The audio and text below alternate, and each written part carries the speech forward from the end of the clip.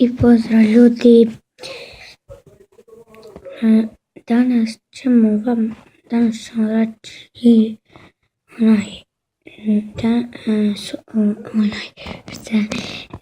prosto ako čujete neke glasove, neko tamo vidio i još nešto i oprostite zbog ovaj klip kad gledate, možda će vam ovdje biti mutno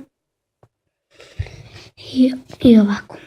Htio sam vam reći da sutra neće biti klipove, zato još me škola za sutra je nedjelja, ko zna kad ću vam izaći ovaj klip danas. Sad je već snimam 50 sekundi, već sad vam je 1,5, ko zna koliko se vama kad dođe taj klip. Ja mislim da će doći oko 6-7 sati, nekako puno treba rođe taj klip u YouTube meni treba to 3-4 sata, ja stojim tu 3-4 sata. Sutra neće biti klipova škola me se zanicanja, još ne pridomati, morat ću škola me stvarno se imamo 2 testa, smo imali jučer, sada imamo ponedjeljak ponovo, znam koliko imamo tih testova. Od hrvatskog smo imali jučer, u ponedjeljak, ova kamera. U ponedjeljak imamo od matematike, što od matematike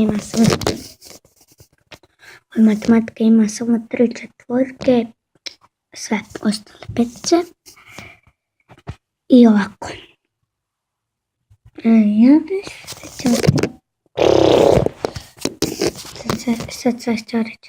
Ja mislim da ćemo snimati,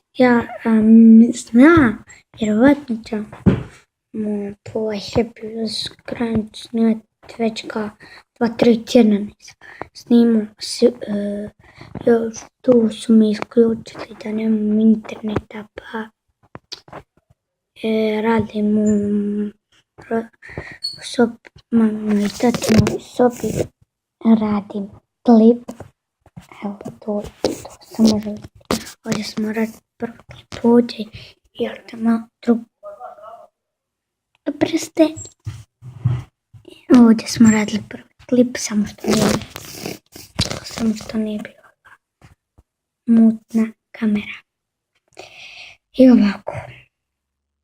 Ljudi, ja mislim da i nešto, što ja mislim, nešto i čao.